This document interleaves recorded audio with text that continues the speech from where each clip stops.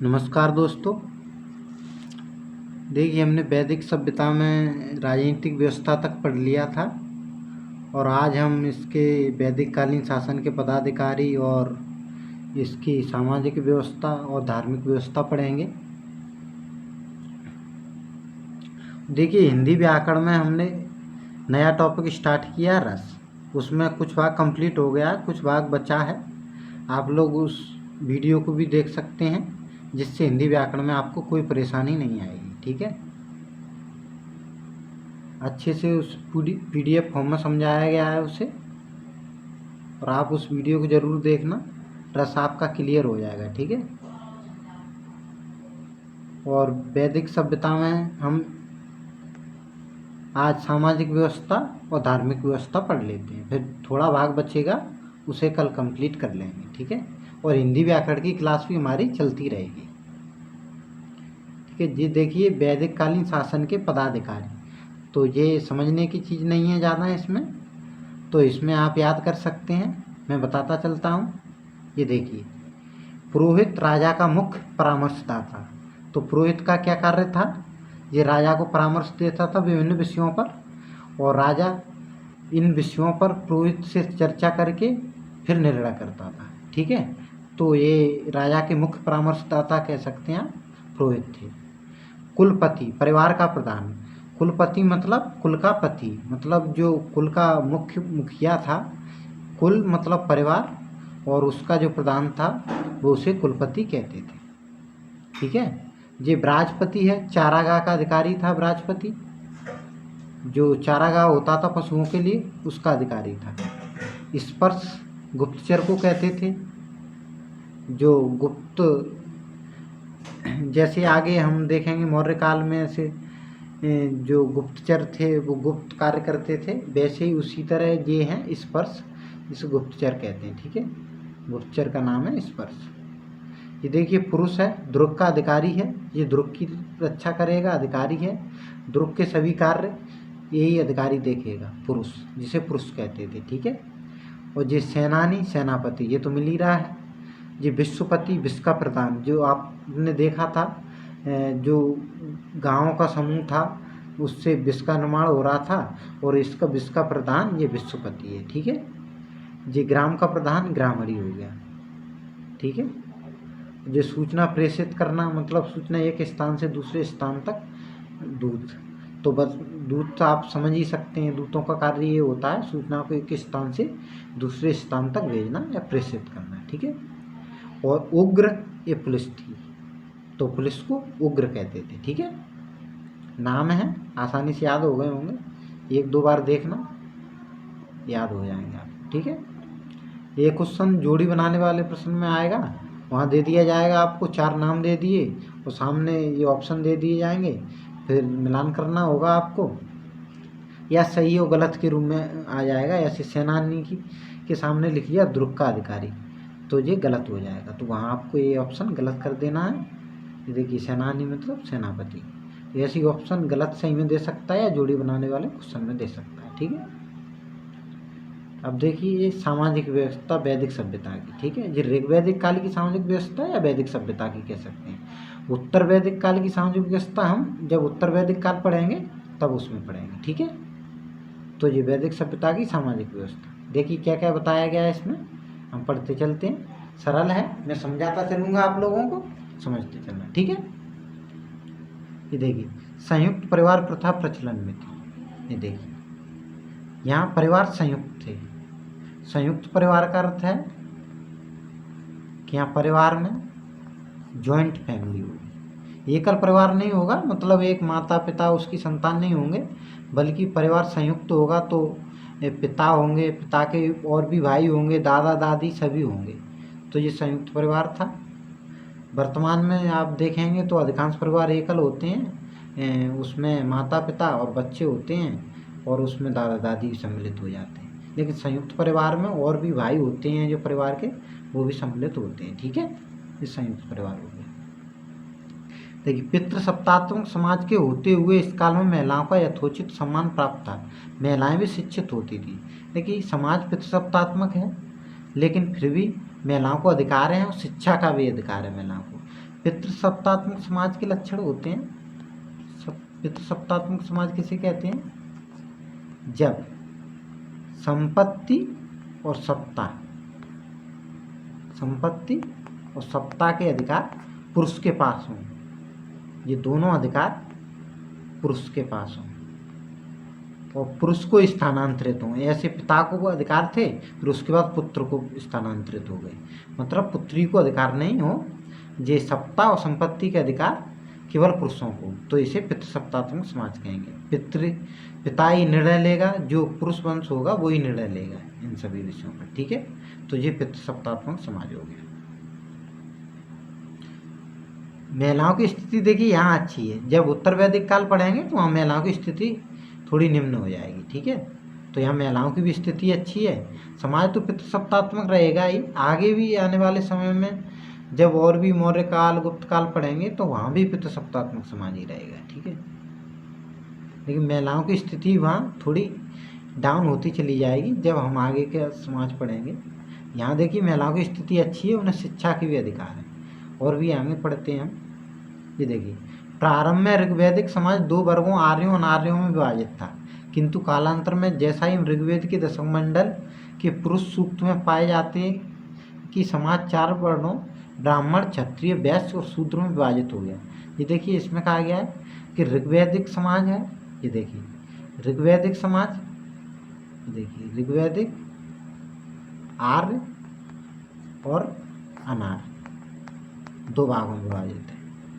और यही जब उत्तर वैदिक काल पढ़ेंगे हम, उत्तर वैदिक काल, तो वहाँ समाज 4 वर्गों में विभाजित था। ब्राह्मण, क्षत्रिय, शॉर्ट में लिखता चलता हूँ, वैश्य और शूद्र। तो यहाँ देखिए एक आ गया है ना कि इसमें ऋग्वेद के दशक मंडल के पुरुष सूक्त में तो वहाँ 4 वर्ग बताए गए हैं पुरुष सूक्त में। जब उत्तर वैदिक काल का आएंगे तो उसमें 10वां मंडल जोड़ा गया है उत्तर वैदिक काल, तो वहाँ आपको ये वर्गीय विभाजन स्पष्ट रूप से दिखाई देगा और 4 वर्ग दिखाई देंगे आपको, ब्राह्मण, क्षत्रिय, वैश्य और शूद्र। ये देखिए, ब्राह्मण, क्षत्रिय, वैश्य और शूद्र 4 वर्गों में विभाजित हो जाएगा समाज वहाँ जाएगा। विवाह व्यक्तिगत सामाजिक जीवन का प्रमुख अंग था। देखिए, विवाह व्यक्तिगत धार्मिक कार्यों के लिए और सामाजिक जीवन के लिए, पुत्र प्राप्ति वगैरह और अन्य धार्मिक कार्य होते थे, उसके लिए महत्वपूर्ण था। ठीक है, अंतर्जातीय विवाह होता था, लेकिन बाल विवाह का निषेध था, विधवा विवाह की प्रथा प्रचलन थी। जो भी अच्छी बातें हों, देखना, अंतर्जातीय विवाह होता था। अंतर्जातीय विवाह एक अच्छा है। संविधान का अनुच्छेद 15 धर्म, जाति, लिंग, जन्म स्थान आदि के आधार पर विभेद का निषेध करता है। तो ये देखिए, अंतर्जातीय विवाह हो रहा है। अनुच्छेद 21 के तहत आपको आज भी स्वतंत्रता है कि आप अंतर्जातीय विवाह कर सकते हैं, तो ये अंतर्जातीय विवाह को मान्यता देता है। ठीक है, ऋग्वैदिक कालीन समाज में अंतर्जातीय विवाह को भी मान्यता थी।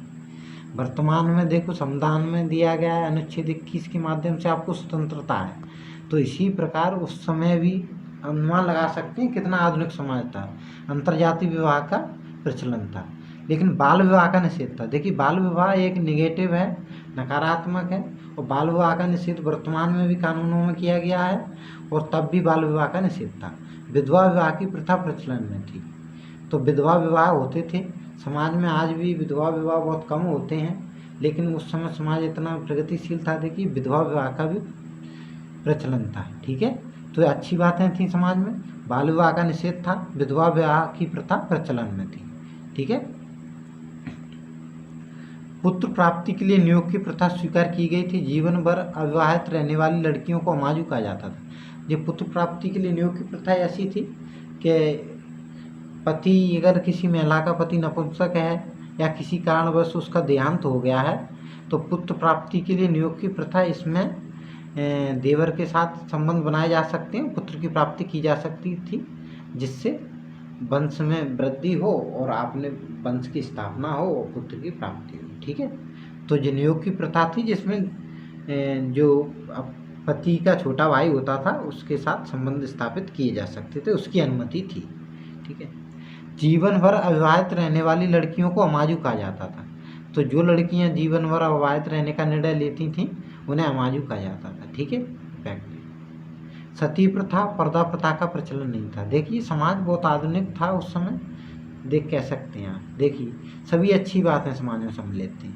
सती प्रथा, पर्दा प्रथा का प्रचलन नहीं था, क्योंकि ये सब सती प्रथा 1829 में लॉर्ड विलियम बेंटिंक के समय में इसे अपराध घोषित कर दिया गया था सती प्रथा को। पर्दा प्रथा का प्रचलन, ये देखिए इसमें कहा जा रहा है नहीं था, सती प्रथा और पर्दा प्रथा।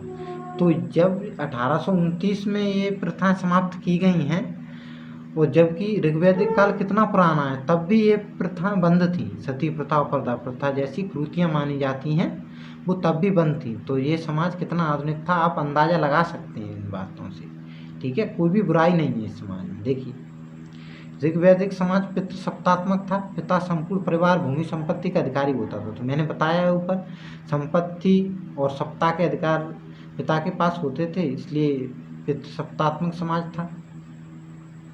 आर्यों के वस्त्र सूत, ऊन तथा मृग चर्म के बने होते थे। तो ये वस्त्रों के बारे में बताया गया है, सूती होते थे, ऊन के भी होते थे, मृग चर्म आदि सभी के बने होते थे, ठीक है।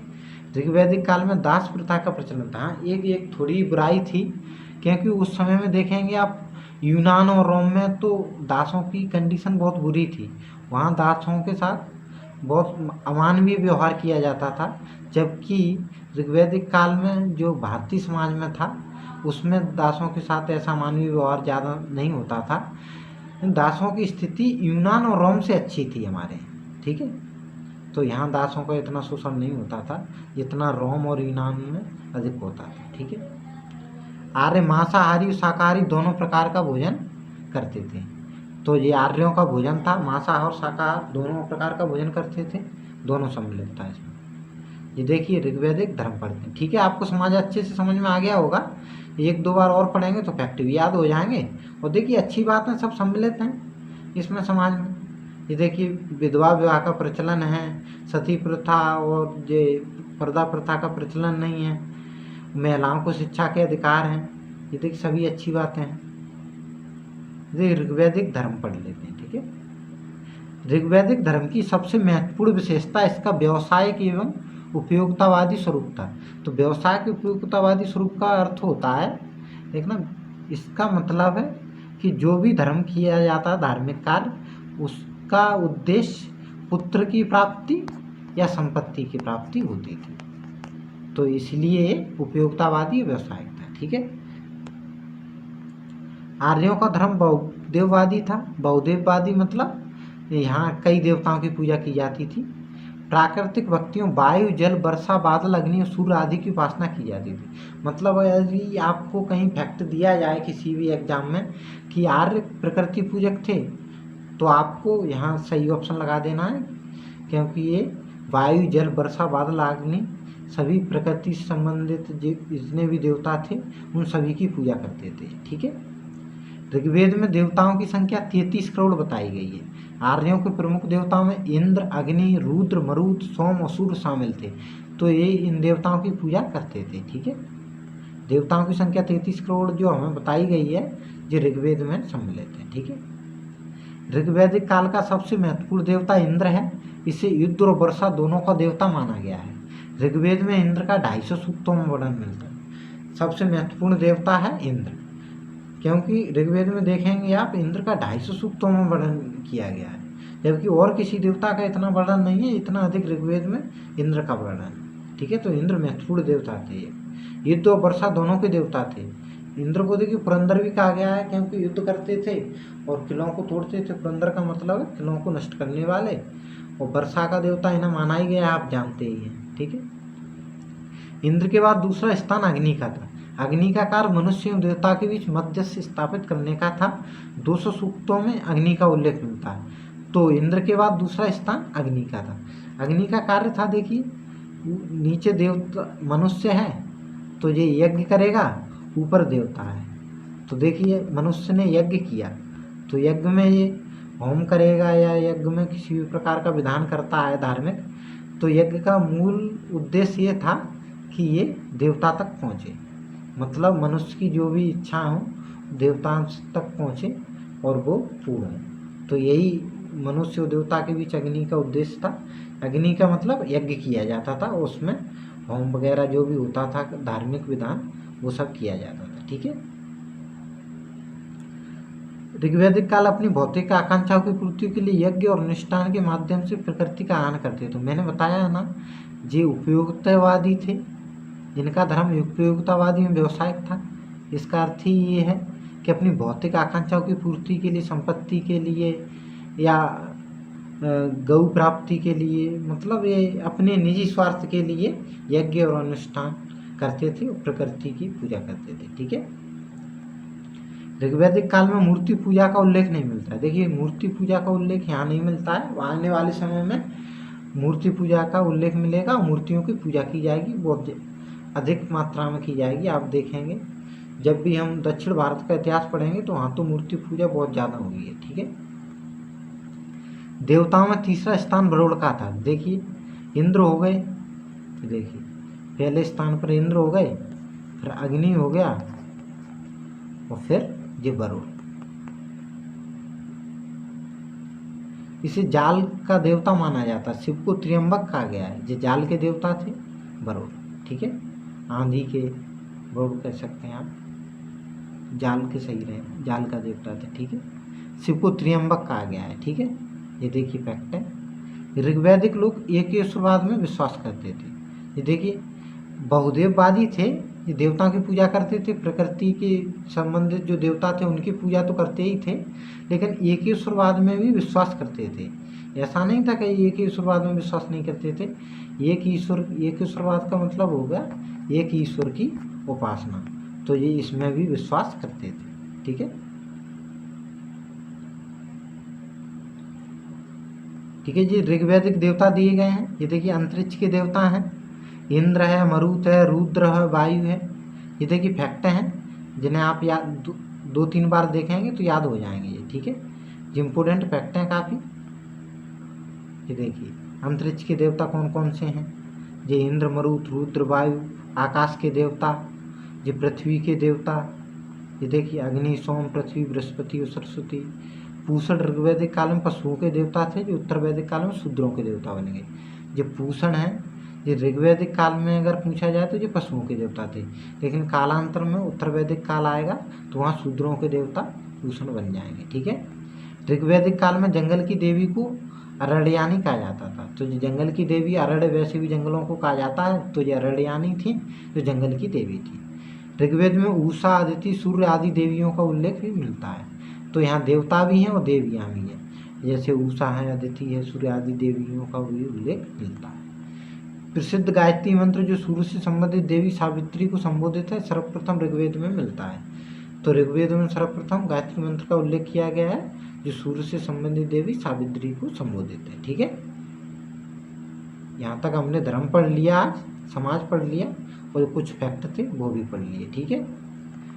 तो अब आप अर्थव्यवस्था है, इसे कल कंप्लीट कर लेंगे अगले लेक्चर में, और हिंदी व्याकरण की भी क्लास हमारी चलती रहेगी। उसमें देखिए अगले लेक्चर में हम रस कंप्लीट कर लेंगे, फिर उसके बाद दूसरा टॉपिक स्टार्ट करेंगे। ठीक है। और आप वीडियो को थोड़ा लाइक भी कर दीजिए, करिएगा। लाइक नहीं करते हैं आप लोग, लाइक, शेयर और सब्सक्राइब। ठीक है। और कमेंट करके बता दीजिए अगर आपको कोई समस्या हो तो मैं वहाँ पे आपका निवारण कर दूंगा समस्या का। कोई भी समस्या हो तो आप कमेंट करके मुझे बता सकते हैं। ठीक है। हिंदी व्याकरण के संबंध में या इतिहास के संबंध में कोई भी समस्या हो तो बता सकते हैं। ठीक है। धन्यवाद।